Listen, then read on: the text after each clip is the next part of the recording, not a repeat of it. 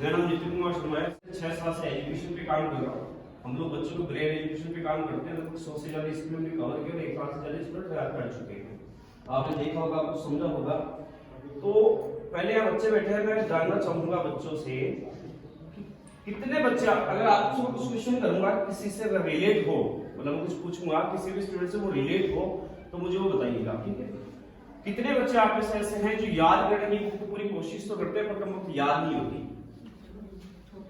मतलब बिल्कुल आप याद करने की पूरी कोशिश करते हैं, याद नहीं होती, आपसे नहीं होती। और चलो हम तो सबसे आप लोगों से बताइए, अरे कितने बच्चे ऐसे हैं आप में कि आप लोग याद तो कर लेते हैं, बुक भी पूरी याद हो जाती है, लेकिन एग्जाम के 2 दिन पहले आपको लगता है कि आप लोग सब कुछ भूल गए और मतलब लग जाते हैं देखने में।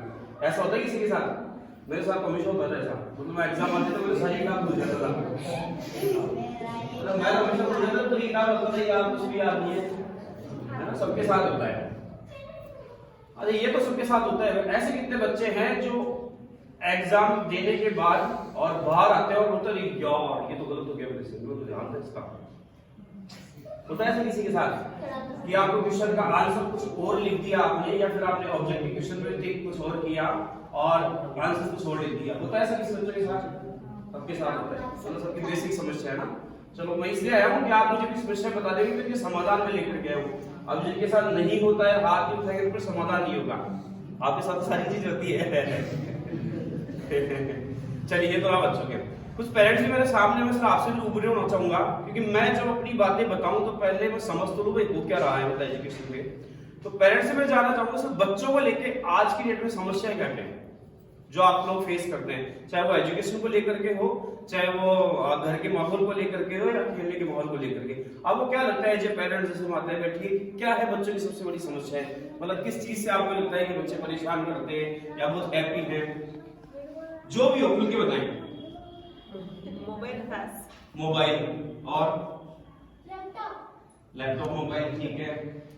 माइंड को स्थिर में रख पाते हैं, मतलब इनका माइंड बार बार इधर दौड़ता है, इस टाइप से ये समस्या है। और कोई समस्या है? जिद्दी शैतानी कोई नहीं करता आपके बच्चे? आप मस्त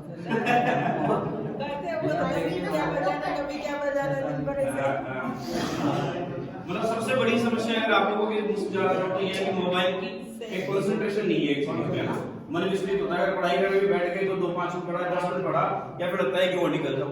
और कोई टिपिकल समस्याएं हो, कोई भी हो तो बता दो, समाधान मेरे पास में है। आप समस्या ही नहीं बताओगे तो फिर मैं 2 ही समाधान करूंगा, एक तो मोबाइल का और एक कंसंट्रेशन का। तो आप मुझे समस्या बताइए एक बार।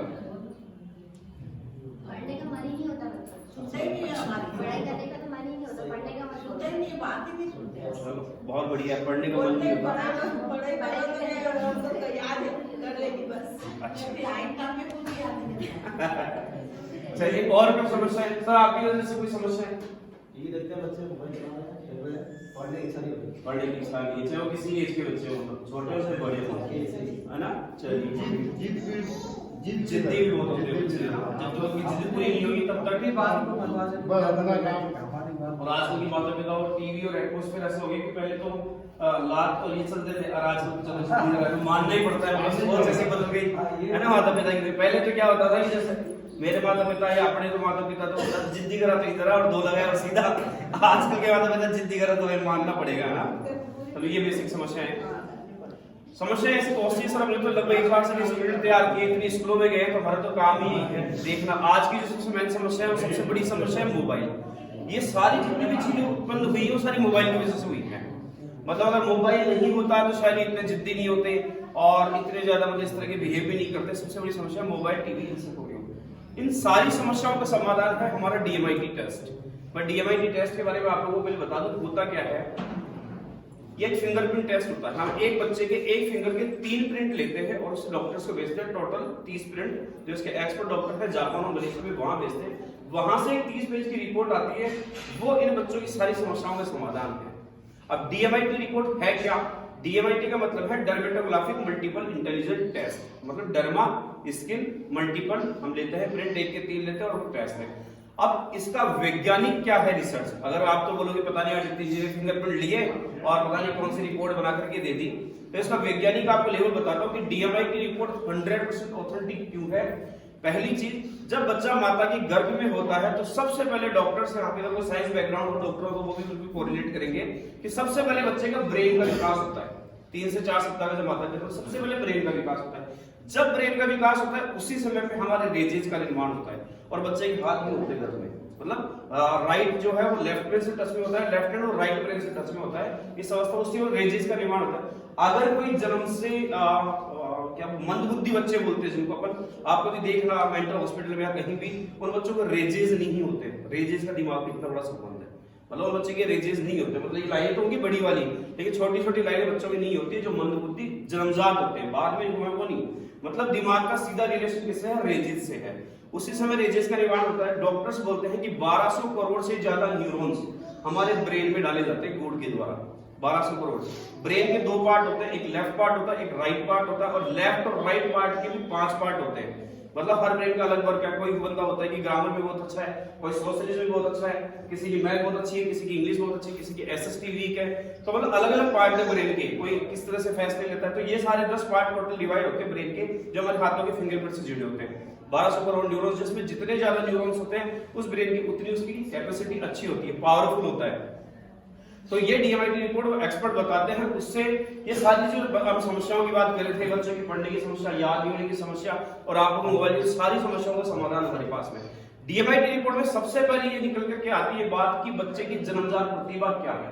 हर बच्चा भगवान का गॉड गिफ्ट है, हर में कुछ ना कुछ टैलेंट होता है, हर बच्चे में टैलेंट है। हमें उस चीज को या तो हम बचपन में इग्नोर कर देते हैं। आपने माता बहनों ने कई बार देखा होगा, आपने गौर किया होगा, कोई बच्चे तो 8-9 महीने क्या 1 साल के होते ही बोलना शुरू कर देते हैं, कुछ 2 साल के भी नहीं बोल पाते। ऐसा क्यों? एक गॉड गिफ्ट है, उसकी पावर है कि कुछ बच्चे किसी चीज को जल्दी कर रहे हैं। कुछ बच्चों को आप बोलोगे आपको पैर नहीं मिल रहा, सुई नहीं मिल रही, तो कुछ बच्चे देखते ही ढूंढ देते हैं, मतलब उनकी देखने की पावर बहुत अच्छी है, कुछ की नहीं। मतलब डीएमआईटी रिपोर्ट का सबसे पहला फायदा है कि बच्चे की जरूरत प्रतिभा क्या है। उस दूसरा फायदा कि बच्चा का ब्रेन बोर्ड ने जो दिया है वो किस चीज के लिए बना है। वो डॉक्टर बनना चाहता है, वो आईएएस बनना चाहता है, मतलब बोर्ड किस चीज के लिए उसके ब्रेन में सबसे ज्यादा पावर दी है। डॉक्टर बनने की, आईएएस बनने की, आरएस बनने की, टीचर बनने की, या किसी खेल से रिलेटेड, या स्पोर्ट्स में भी कौन से, बैडमिंटन से, कबड्डी से, खो से, या फिर क्रिकेट से, या फिर शूटिंग से, कौन से गेम में वो बेस्ट कर सकता है। ये सारी चीजें हमें पता लगती है डीएमआईटी रिपोर्ट से। सबसे पहली बात, वो लेफ्ट ब्रेन डोमिनेटेड बच्चा है, राइट ब्रेन डोमिनेटेड बच्चा है। लेफ्ट में जो हम लॉजिक ब्रेन को 2% काम में लेते हैं, जबकि 98% हमारा अनकॉन्शियस माइंड होता है, वो हम यूज नहीं करते। तो लेफ्ट ब्रेन बच्चा, जितने भी लेफ्ट ब्रेन डोमिनेटेड अगर बच्चा है तो वो गवर्नमेंट जॉब के लिए बने होते हैं, और जो राइट ब्रेन डोमिनेटेड बच्चे हैं वो स्पोर्ट्स के लिए, बिजनेस के लिए बने होते हैं। अब आप मानिए कि कोई बच्चा जब स्पोर्ट्स के लिए, बिजनेस के लिए बना है और आप उसको पढ़ाई कराएंगे गवर्नमेंट टीचर की या आईएएस की, आरएस की, जब उसका ब्रेन उस चीज के लिए बना है तो वो सेट ही नहीं हो पाएगा। इसलिए आपने देखा होगा कि काफी मेहनत करने के बाद भी बच्चे नहीं बन पा रहे, जबकि भगवान ने उसको गिफ्ट ही कुछ छोड़ दिया है, कुछ और करे। तीसरी सबसे इंपॉर्टेंट चीज डीएमआईटी रिपोर्ट से पता लगती है, जो हर बच्चे के लिए कम से कम 25% मार्क्स बढ़ाती है, उसका लर्निंग पैटर्न क्या है। इस दुनिया में सीखने के सिर्फ 3 ही तरीके हैं, या तो बंदा देख करके सीखता है, आप पढ़ाई करते हो तो देख करके याद करते हो, या बोल बोल करके, या लिख लिख करके। अब आपका ब्रेन किस चीज को जल्दी कैच करता है, अगर ये आपको पता हो तो आपको चीजें कैसे होंगी, जल्दी याद होंगी। अगर आपको पता हो कि आपको देख करके जल्दी याद होता है, तो अब लिख के याद करने के बजाय आपको देख के याद करना चाहिए। तो सबसे पहले पता लगता है कि हर बंदे का लर्निंग पैटर्न क्या है। लर्निंग पैटर्न पता लगता है, आप मान के चलिए कि इनका पढ़ाई में इंटरेस्ट बढ़ने लग जाएगा, क्योंकि ये इनकी जन्मजात प्रतिभा है, ये इनकी क्वालिटी है कि इस चीज को पढ़ेंगे तो जल्दी याद करेंगे। तो लर्निंग पैटर्न पता लग जाता है। 10th के बाद में सब्जेक्ट लेने के 2 ही तरीके होते हैं, जहां तक मुझे पता है। पहला तरीका, या तो माता पिता अपने अनुभव के आधार पर बच्चों को सजेस्ट करते हैं कि आज के माहौल में ये सब्जेक्ट बेस्ट है, और अब 90% बच्चों का एक क्रेज बन चुका है कि अगर तू साइंस ले रहा कोई तो पढ़ने वाला बच्चा है। और हमारी थॉट भी, किसी के माता पिता अगर मैंने पूछा ना आर्ट्स, तो लोगों के मन में फील आर्ट्स ले यार क्या सब्जेक्ट ली, रियलिटी है नहीं, है ना, इसीलिए ज्यादा लोग साइंस लेते हैं। अब सब्जेक्ट लेने के 2 तरीके जो आज की डेट में प्रचलन है, कि या तो माता पिता अपने अनुभव के आधार पर बताते हैं कि यार बेटा तो ये सब्जेक्ट लेनी चाहिए, मेरा अनुभव ये कहता है, मेरी जानकारी ये कहती है, इससे तेरी कैरियर ग्रोथ इंडिया में ज्यादा है। या दूसरा तरीका, बच्चे पहले ही डिसाइड कर लेते हैं अपने ग्रुप में कि यार मैं ये सब्जेक्ट लूंगा तो उस स्कूल में पढ़ूंगा या उस कॉलेज में अपन चलेंगे, तो बच्चे अपने ग्रुप से सब्जेक्ट को चूज करते हैं। अब एक बात बताइए, आने वाले 5 साल आपके बुक हो गए, देखिए अब आप करेंगे 11th, फिर करेंगे 12th, फिर करेंगे बीएससी, एमएससी, यही करेंगे। और कैरियर किस लाइन में जाएगा सर? इसी लाइन में जाएगा। पीएमटी की तैयारी में लगे तो उसी लाइन में लगे रहोगे। कहने का मतलब कैरियर का मतलब सब्जेक्ट का सिलेक्शन करना इतना इंपॉर्टेंट टास्क है कि आपकी पूरी जिंदगी उस पर टिकी होती है। अगर आपने वो गलती कर दी, तो मतलब आपके 5 साल तो खराब होने। फिर आफ्टर ग्रेजुएशन, आफ्टर एमएससी फिर क्या करेंगे, ये बोलना चैलेंज आता है। फिर क्या होता है, मैंने ग्रेजुएशन की मान लीजिए साइंस से एमएससी कर ली, उसके बाद मैं मार्केटिंग की जॉब देख रहा हूँ। फिर मैंने साइंस ली थी, अगर मार्केटिंग की जॉब भी देखी थी तो मेरे को मार्केटिंग के सब्जेक्ट लेने चाहिए थे।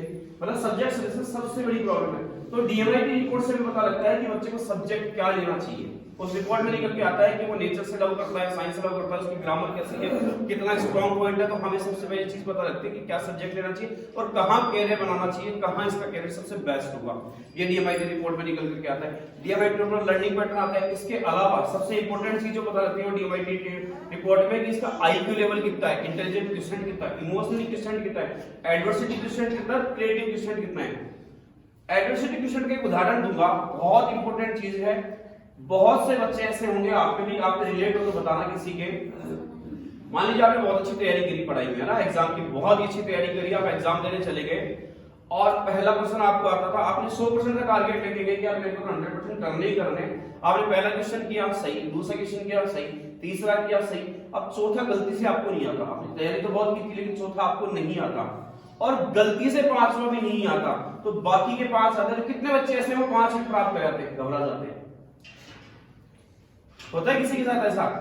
और कुछ लोग ऐसे होते हैं 2 नियत तो छोड़ दिया, लास्ट में लिखेंगे और बाद में कर लेंगे। ऐसे कितने बच्चे, ये दोनों चीजें होती हैं। मतलब जोखिम के टाइम पे फैसले हुए का डिसीजन, ये क्या होता है, एडवर्सिटी क्वेश्चन, ये इस चीज से पता लगता है। अब ये सारी चीजें डीएमआईटी रिपोर्ट से पता लगती है कि किसी बच्चे का जन्मजात प्रतिभा क्या है, उसका लर्निंग पैटर्न क्या है, उसको सब्जेक्ट क्या लेना चाहिए, उसको कैरियर कहां बनाना चाहिए, किस दिशा में जाना चाहिए। ये सब हम कैरियर काउंसलिंग करते हैं बाय डीएमआईटी। डीएमआईटी रिपोर्ट से हमारे पास 2 चीजें सामने आती हैं।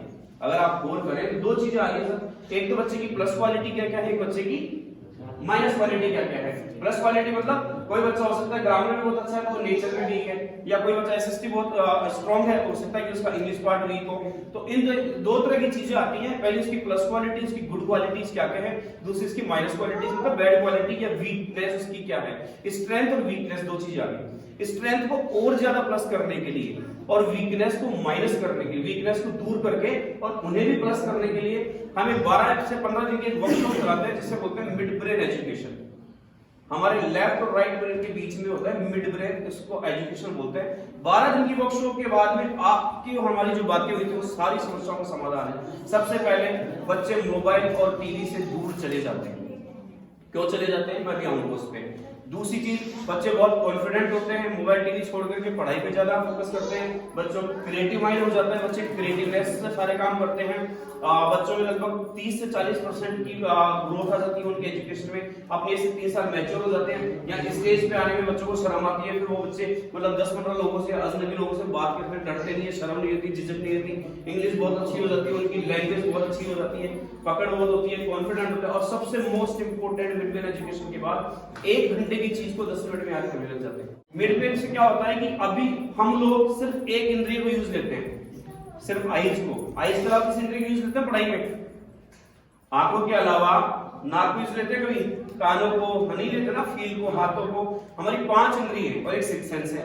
मिड ब्रेन एक्टिवेट होने के बाद में बच्चों की 5 इंद्रिय एक्टिवेट हो जाती है। तो जो काम हम आंखों से पढ़ाई से कर रहे हैं वो 5 इंद्रियों से एक साथ करेंगे। तो 1 घंटे में आंखों से देख करके पढ़ रहे थे, अब 1 घंटा पढ़ाई किससे करेंगे, 5 इंद्रियों से। तो टाइम कैलकुलेट 5 गुना क्या हो जाएगा, कम हो जाएगा। इसको पीनियल ग्लैंड एक्टिवेशन भी बोलते हैं। मिड ब्रेन एक्टिवेट होने के बाद में बच्चे कभी रट्टा नहीं मारते, कभी याद किसी चीज को रट्टा नहीं मारते हैं, सिर्फ मूवी फॉर्मेट में चीजों को क्रिएट करते हैं, वो तरीके हम सिखाते हैं और उनको वो चीज याद में रह जाती है हमेशा के लिए। जैसे सर ने या मैंने या सब लोगों ने 10 साल पहले 15 साल पहले पिक्चर देखी होगी, आज भी याद है। कोई भी मूवी देखी होगी आज भी याद है। क्या किसी ने मूवी देख के आने के बाद में मूवी को याद किया था कि यार इसमें सलमान खान है, शाहरुख खान है, ऐसे याद किया किसी ने? फिर भी याद रहती है आपको मूवी? नहीं, याद नहीं करते आप आने के बाद में मूवी को, फिर भी याद रहती है। आज से 10 साल बाद भी याद रहेगी, 20 साल बाद भी याद रहेगी। और क्या आप में तेज जल्दी याद करने को, आप इसे याद करके बता 1 घंटे में याद कर लो। मैं परसों बात करूंगा तो बोलेंगे सर कौन सा पेज क्या लिखा था। होता है ऐसा? क्या कभी आपने सोचा है कि वो मूवी आपको 10 साल पहले की याद है 3 घंटे की और एक पेज आपको याद नहीं है? ये होता है रीजन लेफ्ट और राइट ब्रेन से। जो बच्चे मिड ब्रेन एक्टिवेट होने के बाद राइट ब्रेन से पढ़ते हैं वो मूवी फॉर्मेट क्रिएट करके पढ़ते हैं चीजों को।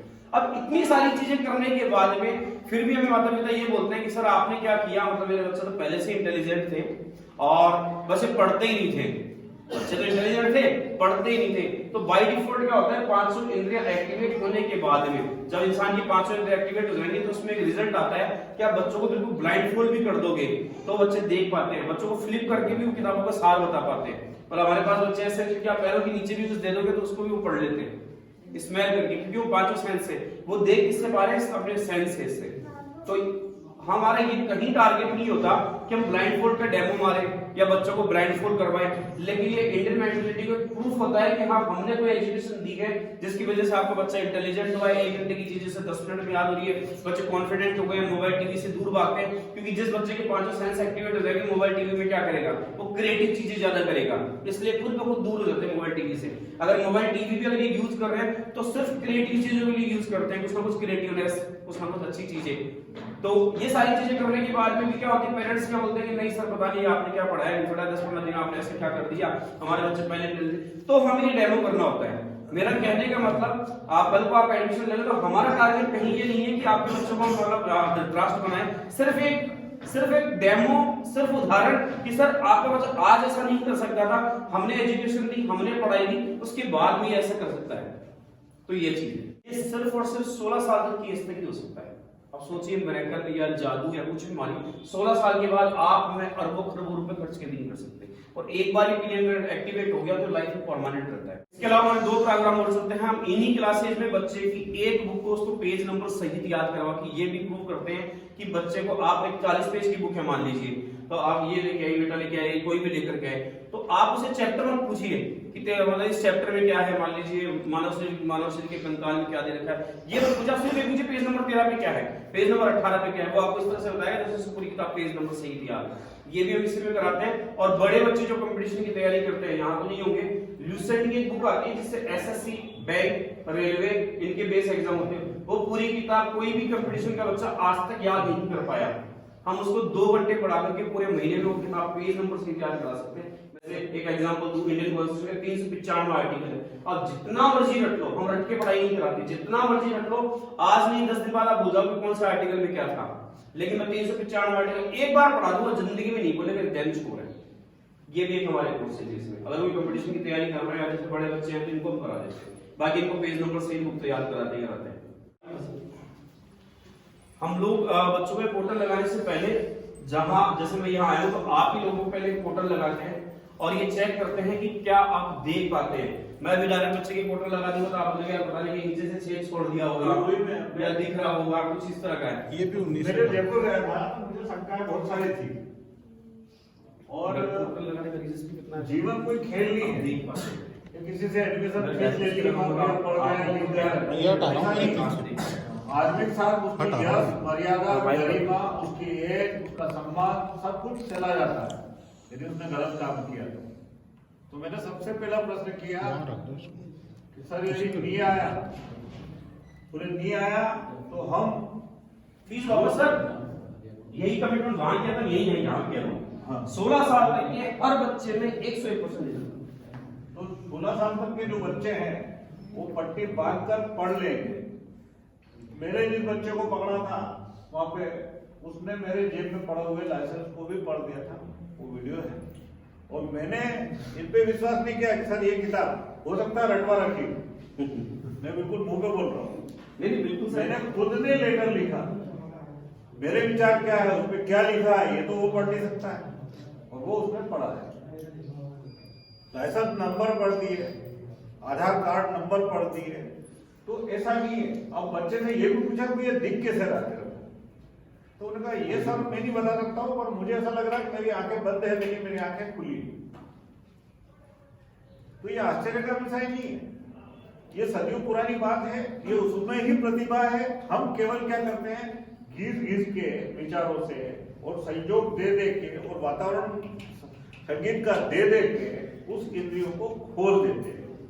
ये खोलने की क्लास है, न कि उसमें कोई अलग से कोई ज्ञान उत्पन्न कर रहा है। ज्ञान तो उसके पास है, प्रतिभा उसमें छिपी हुई है, उस प्रतिभा को निखारना कार्य होता है। जैसे सोना है उसका आभूषण बनाना।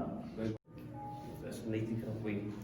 चलो सर, अगर आपको नहीं भी दिख रहा हो तो मैं कुछ क्वेश्चन पूछूंगा, तो आपको नहीं दिख रहा है, दिख रहा हो, आप कोशिश करना तुक्का लगाने की, है ना? सर मैंने आपके कितनी फिंगर कर रखी है? फिर भी सर तुक्का लगा दो। चलो, मैंने हाथ ही नहीं कर रखा। आप बता सकते सर, आपके सामने कोई बैठे हैं तो उन्होंने क्या, अभी जो खड़े हुए हैं आप बता सकते हैं उन्होंने कौन से ड्रेस के कपड़े पहन रखे हैं या क्या है या कुछ भी? बिल्कुल पॉसिबल नहीं है। ये मेरा आपके सामने कोई आके खड़े हुए हैं, उनके लिए बता सकते हैं? एक बार थोड़ा सा मेरा कार्ड है, बता सकते हैं कौन क्या है, क्या लिखा हुआ है, कोई नंबर? वो एटीएम तो वो उससे समझ में आ गया। नंबर बता सकते हैं? मतलब गलत मत लेना सर, मेरा कहने का मतलब ये था सिर्फ इतना सा कि क्या कोटल लगाने के बाद देख पाना पॉसिबल है? इम्पॉसिबल है। हम लोग इसीलिए लगाते हैं कि अभी मैं इसके लगा देता डायरेक्ट तो पता नहीं आपके मन में डाउट ऐसा होगा कि पता नहीं यार कहीं से देखता होगा या कैसे लगाया। अब आप हमारे बच्चे के कोटल लगा दीजिए, आप ही पट्टी बांधिए। आपके हाथ में कुछ है, थोड़ा रिकॉल करो क्या है, क्या लिखा हुआ है? Indian union driving license. Okay, क्या नाम है इनका?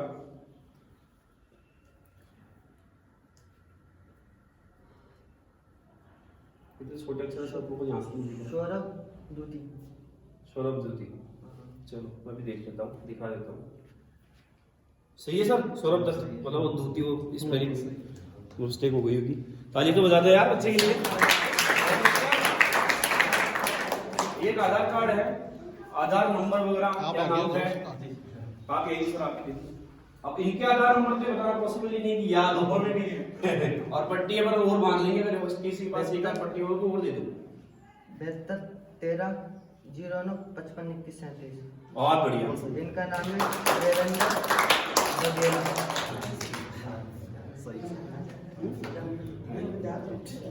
ये हो जाएगा महीना।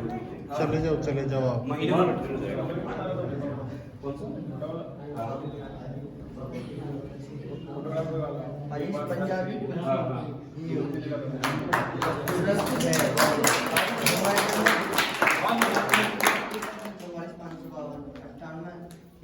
मतलब ये कोई ब्रेल लिपि भी नहीं, आपने लिखा होगा आधार कार्ड के ऊपर लेमिनेट है, तो ऐसा नहीं है कि उसको टच करके पढ़ ले या फिर कुछ ऐसा है या दिख रहा होगा।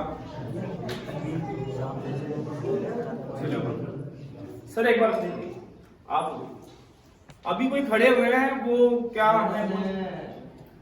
फूल जैसी वो ब्लैक कलर के फूल बन रहे हैं और व्हाइट कलर की शर्ट है, इनके हाथ में डोरा बन रहा है और एक दोनों हाथों में एक एक अंगूठी और पैंट पहन रखी है। पोजीशन कौन सी है? और उन्होंने हाथ पीछे कर रखा है।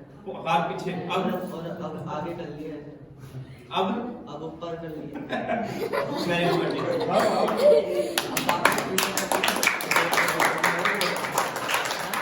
पंडित जी के बारे में बताओ।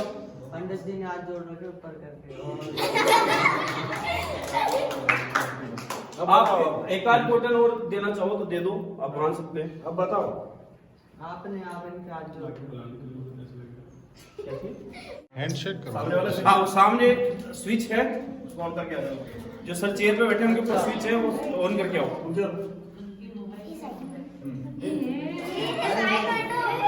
जाओ आप तो आप बैठे रहो, आप रास्ते में बैठे रहो। रास्ता मत छोड़ो, बैठे रहो। लोग बैठे रहो, तुमको हटने की जरूरत नहीं, वो निकल जाएंगे। 2 मिनट बाद हो जाएगा। क्या कॉटन स्विच ऑन करने के लिए किसी के पैर भी टच नहीं हुए।